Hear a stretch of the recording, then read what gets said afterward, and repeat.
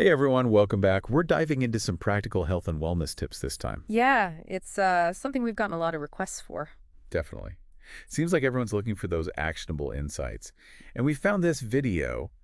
Um, hmm it's a little different, Yeah, not just your typical advice roundup. it's got like a mix of expert advice and then it's got some vocabulary building. Yeah, And they even do this doctor-patient role play. right. To kind of bring those points home. I'm really interested to see what we find in this one. Me too. Okay, So, so the video jumps right in, laying down some key vocabulary. We've got exercise routine, balanced, diet, stress management, hydration, and sleep hygiene. yeah, it sounds a little textbooky at first glance, A little bit, yeah. but I think it's actually really smart. Okay, how so? Think about it. They're giving you these foundational building blocks. Like once you understand these terms, Mm-hmm. you can decode any health advice. It's like you become fluent in wellness. Oh, I like that. So it's not just about memorizing definitions. It's about like empowering you Yeah. to navigate all the noise out there. Exactly. You can start making informed decisions for yourself. I'm with you. Okay, so then the video gets really interesting. They do this whole doctor-patient role play thing. Mm-hmm. And it's such a relatable scenario. It's like someone who's just constantly fatigued. Mm-hmm. And they go to the doctor seeking guidance. Yeah. And the way the doctor in the role play asks questions, that's the key here. What do you mean? They're not just diagnosing, they're teaching the patient to self-assess. Oh, interesting. Like they're putting them in the driver's seat of their own health journey. Okay, so instead of just saying, do this, do that, Right. they're saying, here's how to figure out what you need. Exactly. It's about empowerment. Mm. And that's, I think, a lot more sustainable in the long run. Totally. Instead of just relying on someone else to tell you what to do, you learn how to identify like the root of the issue yourself. Right. And you become your own health advocate. Love that. Okay. So this role play kind of sets the stage for the video's main focus. Mm-hmm. 5 key tips for better health. They call these the pillars. Pillars, yeah. So what's the first pillar we're going to explore? First up, we've got exercise. Okay. Not exactly a groundbreaking concept. Right, but they go deeper than just, Huh. exercise is good for you. Okay. So what's the deeper dive here? They really emphasize the connection between exercise and stress reduction. Oh, interesting. And didn't they also mention something about sleep? They did. Yeah. They talk about how exercise can actually improve sleep quality. Okay. I'm starting to see where they're going with this. Yeah. If our listener, right, is feeling constantly tired, Mm-hmm. tackling stress and improving sleep, those are kind of key pieces of the puzzle. Exactly. And they even back it up with science. Oh, do tell. Did you know that even just 20 minutes, like a brisk walk every day, Mm-hmm. can significantly lower your cortisol levels? Cortisol. Remind me, that's Stress hormone. Stress hormone. Right. Okay. So it's not just a feel-good thing. Yeah, no. There's like actual physiological change happening. Exactly. So you don't have to be hitting the gym for hours every day. Yeah. Even those small, consistent steps, they can make a difference. I love that. Small, consistent steps. Okay, what about pillar number 2? All right, pillar number 2, we're talking about balanced diet. Okay, so eat your veggies. It's a little more nuanced than that. Though, yeah, eating your veggies, always good advice. Fair enough. But the video highlights this really fascinating connection between gut health and mental well-being. Oh, that's a topic I've been hearing more about lately. What is gut health exactly? So gut health, it refers to all the trillions of bacteria that live in our digestive system. Trillions of bacteria. Yeah, it's a whole ecosystem down there. Wow. And research is showing just how much it influences everything. Like what? Mood, energy levels, immune function, even our risk of chronic diseases. So it's not just about, like, what we eat fueling our body. No, It's about what we eat, like shaping the environment within our gut. And that, in turn, impacts our overall health. precisely. It's about creating the right environment. Okay, creating the right environment. Mhm. And think about this. We create environments for ourselves outside our bodies too, right? Yeah. Like easy access to fast food, busy schedules that make it hard to cook these, all play a role in our food choices. Oh, that's such a good point. It's not just about willpower and discipline. No. It's about recognizing the influence of the environment around us. Exactly. So this video, it's not just giving us individual tips. Mm-hmm. It's prompting us to think about the bigger picture. Exactly. All right, ready for pillar number 3, Hit me with it. stress management. Okay, another big one. Mm-hmm. And the key takeaway here, stress is cumulative. What does that mean? It means it's not just those big occasional stressors. Mm-hmm. It's the daily grind, the little things that pile up. Oh my gosh, I feel so seen right now. You and everyone else. It's like I don't even notice the stress building until, bam, I'm Yeah. completely overwhelmed. It's like carrying around this invisible backpack that just gets heavier and heavier. That's a perfect analogy. Yeah. Okay, so instead of waiting for that meltdown, Mm-hmm. what are some of those daily practices that can help? Well, they mentioned things like taking a few minutes to just breathe deeply Mm-hmm. or meditate.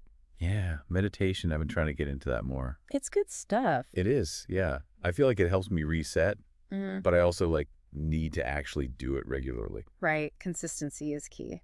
Mm. Yeah, the video talks about that. And then also things like getting regular exercise, prioritizing sleep, even just connecting with nature. Mm-hmm. They emphasize that these small acts of self-care, when you do them consistently, Yeah. they can have a huge impact on your stress levels. Yeah, okay, so it's like building up that resilience. Exactly. Instead of just reacting when things get tough, Mm-hmm. you're investing in like a stress buffering system. I like that stress buffering system. I need to install one of those. We all do. And it's interesting, this whole, creating a supportive environment thing, Mm-hmm. it ties into stress management too. Totally. Like Yeah. if you're constantly surrounded by chaos and negativity, Yeah, it's got to be that much harder to prioritize self-care. right. Your environment, it can either amplify your stress Mm, or help you manage it. so true. I need to take a look at the spaces where I spend most of my time. Yeah, like think about your home, your workplace. Mm-hmm. Ask yourself, do these spaces promote like peace and relaxation? Or am I just adding to the tension? Exactly. Yeah, okay. I've definitely seen a pattern here. This environment theme keeps popping up. It's a crucial piece of the puzzle. All right, what's the next piece then? Let's talk about hydration. Okay, hydration. Mhm. Pretty basic, right? It is, but it's also one of those things that people tend to overlook. Yeah, I know I'm guilty of that sometimes. And, it's interesting because hydration, it directly ties back to our listeners' concern about fatigue. Oh. Dehydration can lead to like low energy brain fog headaches, digestive problems. I reach for coffee when I'm tired, Mm-hmm. but sometimes I bet all I really need is a big glass of water. It's a common mistake. We often misinterpret our body's signals. How so? Well, thirst, it can actually feel like hunger or fatigue or even anxiety. Wow. I would never have thought of that. So before you grab that extra cup of coffee or, reach for a sugary snack, Mhm. try drinking some water first. Okay, that's easy enough. So creating an environment that supports hydration Mm-hmm. could be as simple as keeping a water bottle with me Exactly. throughout the day. And think about your workspace, too. Do you have a water cooler nearby? Mm-hmm. Is it easy to refill your bottle? Those little things, they can make a difference. Yeah, they can. All right, we've covered 4 pillars now. We have. What's the final one? Last but not least, sleep hygiene. Okay, sleep. Yeah. Definitely struggling with that one lately. And, this ties back to that doctor-patient role play. How so? Remember how the patient was staying up late watching TV? Oh, right. I remember that. It's easy to fall into those bad habits. It is, especially with so many distractions these days. And this is where I think the video gets really relevant to our modern lives. Okay, tell me more. They talk about the impact of blue light from our devices. Oh, yeah, blue light. I've heard that's bad for sleep. It is. Basically, exposure to blue light in the evening, it suppresses melatonin production, Melatonin. That's the hormone that... regulates our sleep-wake cycle. Right. Okay, so it's not just about how many hours we sleep. No, It's about the quality of that sleep, too. exactly. And the blue light from our phones and computers, it messes with that quality. Mm-hmm. They recommend aiming for 7-8 hours a night, right? They do. Although I'd say sleep needs, they really vary from person to person. That's true. Some people are fine with 7 hours. Others need more like 9. Exactly. It's about finding what works best for you, not just following a generic recommendation. Tuning into your own body's signals. Mm-hmm. Now think about this going back to the environment piece. Okay. Your bedroom, is it a sanctuary for sleep? That's a good question. I mean, it's dark and quiet enough, Mm-hmm. but I'm definitely guilty of scrolling through my phone in bed sometimes. Yeah, that's that blue light exposure again. Right. Maybe I need to rethink my nighttime routine. It could make a big difference. And it's fascinating the way all these 5 pillars, they connect. What do you mean? Well, they don't exist in isolation. Like if you're not sleeping well, Hmm. it's going to be way harder to manage stress or make healthy food choices. that makes sense. Or, find the energy to exercise. That's like they're all pieces of a puzzle. Mm. And you need all the pieces to Mm. create that full picture of well-being. Exactly. Okay, so we've covered a lot of ground here. We have. What stood out to you the most from this video? Anything surprise you?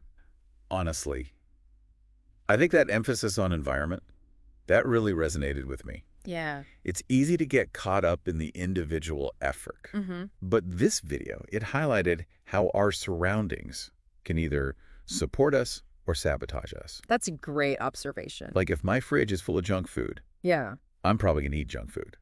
But if I stock it with healthy options, I'm way more likely to make healthier choices. Yeah. Same with my bedroom.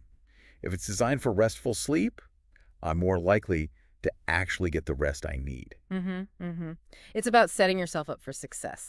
Exactly. Instead of constantly battling against the tide. It's not about being perfect. It's about those small changes, the ones that add up over time. Right. Little by little. And that brings us back to those 5 pillars, Yeah. right? Exercise, balanced diet, all that good stuff. Exactly. Those are the foundation. But how you actually weave them into your life, Yeah. that's the personal part. Totally. It's not one size fits all. It's more like an invitation to experiment, you know? Yeah. Figure out what works for you in your own environment, your own lifestyle. And I think that's what's so great about this video. It gives you the tools The vocabulary, the framework. to approach your health with a sense of curiosity and self-awareness. I love that. So it's not about blindly following rules. Oh, no. It's about understanding the principles Mm-hmm. and then tailoring them to your needs, Yeah, to your circumstances. exactly. And don't forget that environment piece. Oh, right.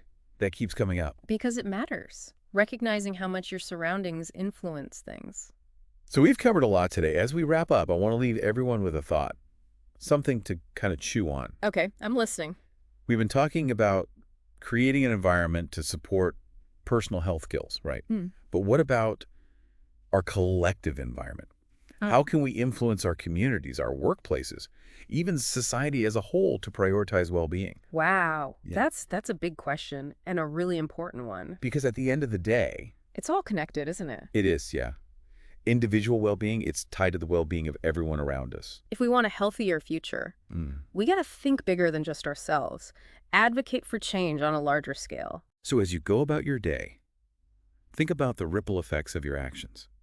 How can you create positive change, not just for you, but for those around you? Because real change, lasting change, it happens when we work together. Creating environments that support well-being for everyone. That's a great place to leave it. Thanks to all our listeners for joining us on this deep dive into health and wellness. Remember, knowledge is power, but Ah. action is where the magic happens. So go out there, be the change you want to see. Until next time, stay curious, stay well, and keep on learning.